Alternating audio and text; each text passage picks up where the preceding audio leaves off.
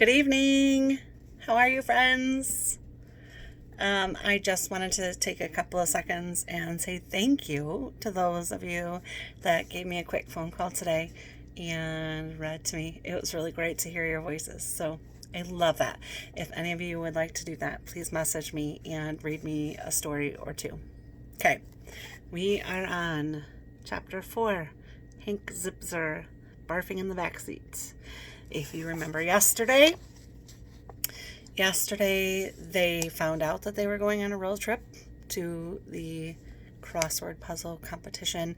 Mom and Dad said that they could bring some friends. So sister is bringing her pet iguana and Hank is bringing a friend. So we're on chapter 4. The next great news was that Frankie's mom and dad said he could come with us on the road trip. Well, at first they said no because they wanted Frankie to be home for Christmas. But then my dad worked it out so the whole trip would only take 8 days. 4 days to drive to North Carolina, 2 days at the crossword puzzle tournament and roller coaster park, and 2 days to drive straight back to New York. 4 plus 2 plus 2. Let's see. That is 8 days, right? Help me out here, readers. You know I have math issues. Anyway, the point is, when my dad told Frankie's dad that he could get him home the day before Christmas, Frankie got the big okay. I have to give credit to my dad. He was really trying to make this a great family trip. Frankie and I spent every night that week in our clubhouse in the basement of our apartment building, poring over pictures of Colossus Coaster Kingdom. I was drooling over the super duper looper the most. Frankie couldn't choose his favorite, but it was between Free Fall and the Stomach Slam. I have to admit, they both looked awesome. I didn't tell Frankie this, but I was keeping my fingers crossed the whole week that I would meet the height requirement for the roller coasters. When I wasn't staring at pictures of roller coasters, I was in my room practicing standing on my tiptoes, so when they measured me, I could eke out every fraction of an inch I have. I even tried wearing 3 pairs of socks to lift me just a squidge higher on the old height-o-meter. Well, maybe 4 pairs. Okay, 5, but I promise that was the max. Wearing tennis shoes with 5 pairs of socks can get a little toasty, not to mention the tightness around your foot factor. I think my toes lost weight. It seemed like it took forever to get to Friday, the last day of the school before winter break. And on Friday, it seemed like it took forever to get to 3 o'clock. Frankie and I spent the whole afternoon staring at the clock, ticking down the minutes and seconds to freedom. 8, 7, 6, 5, 4, 3, 2, 1. Bring! Yeah, there it was. The last school bell before winter break. Everyone in the class exploded out of their chairs and headed for the door. I threw myself into the crowd and had the bad luck to get wedged in too close to Nick McKelty's armpit. I don't think Nick McKelty has made contact with water or soap for a good 6 months. The smell that came off of him actually curled my nose hairs. I could tell because I felt them rolling up and down inside my nasal passage. And I'm not exaggerating either. Where are you rushing to, zipper butt? McKelty snarled. Only the best road trip ever, I said, being careful to speak without breathing in through my nose. A road trip? That is so pathetic. Being careful, McKelty said. Me and my dad are taking our own private helicopter to Florida, where we're suiting up to be part of the astronaut program. That's great, McKelty, I shot back. Going back to Mars where you came from? I hear being green is accepted there, so you'll fit right in. McKelty hasn't said one true thing in his whole smelly life. We call it the McKelty factor, which is truth times 100. I'm sure he wasn't going to be in an astronaut program. I'm sure he wasn't leaving New York City. In fact, I'll bet he wasn't even going to leave his lazy boy armchair where he does nothing but sit and eat ding-dongs and watch the Cartoon Network all day. I stared at McKeltry, making sure I didn't get in his downdraft.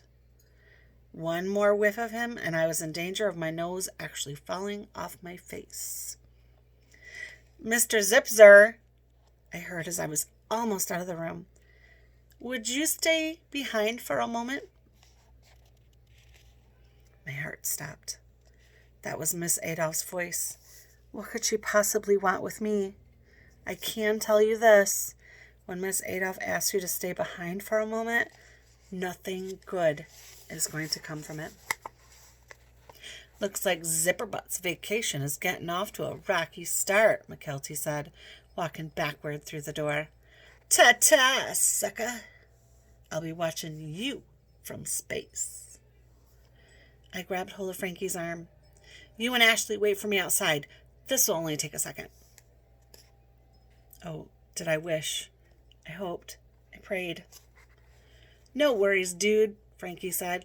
"Miss Adolph probably just wants to know where you're going for the vacation. Or maybe she wants to compliment you on the great job you did on your oral report on how to achieve the perfect balance on a scooter," Ashley suggested. She adjusted her glasses, which were decorated with baby blue rhinestones, the way she does when she's worried about something.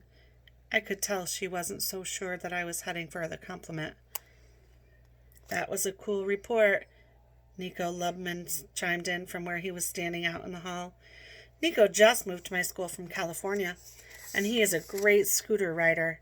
I mean, he's a master on 2 wheels.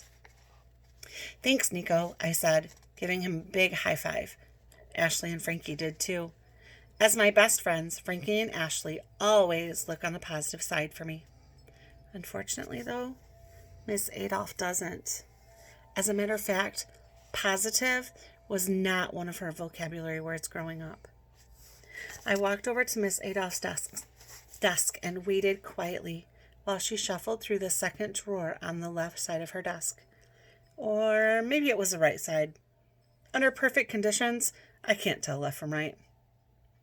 So I certainly couldn't do it now while I was waiting to see what lousy thing Miss Adolph had in store for me. She took out a manila folder that was stuffed with papers. It was about as thick as the New York phone book. When she took out the papers and reached for her stapler, I knew I was in deep trouble. "Henry," she began, "I have something for you for your vacation."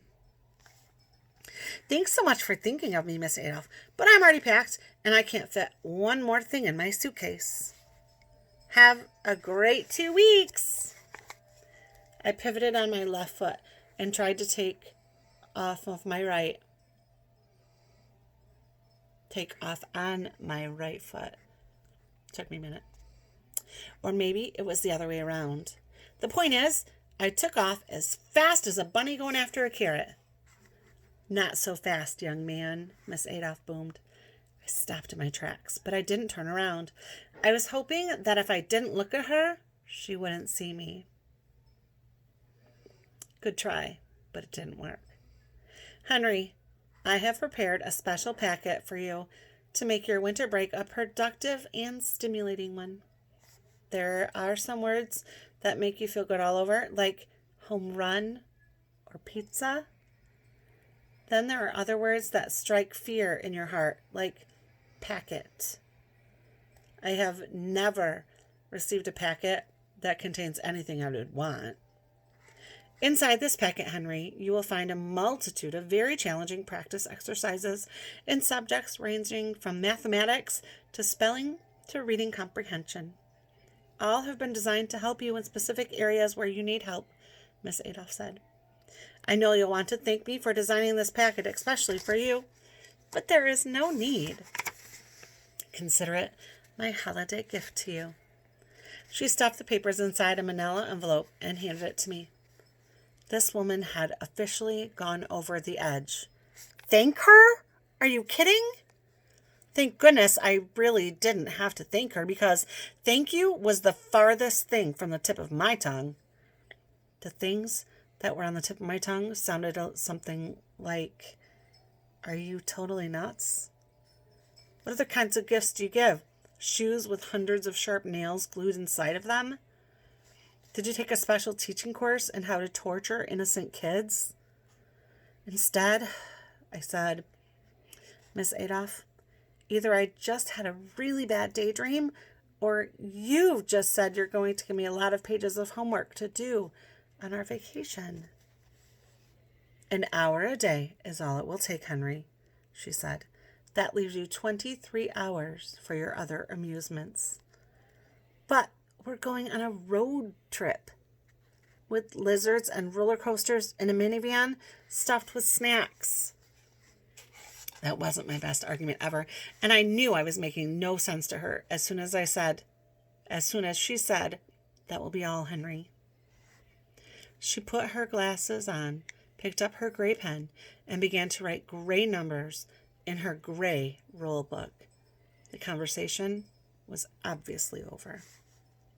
This time, the walk to the door was completely different than the first time. I felt like I was walking 15 miles through sticky tar. When I got out into the hallway, Frankie and Ashley were waiting for me. So it wasn't so bad, right, dude? Frankie said. No, Frankie, it wasn't so bad.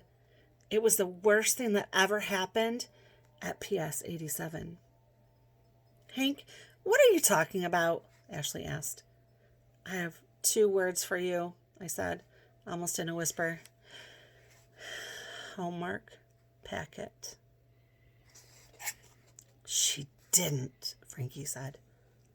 She did. How big? Ashley asked. 900 pages, I said. And that's just the instructions. Frankie and Ashley were completely silent. There really was nothing else to say except, well, no, there really was nothing left to say. Have a great night. I'll see you tomorrow.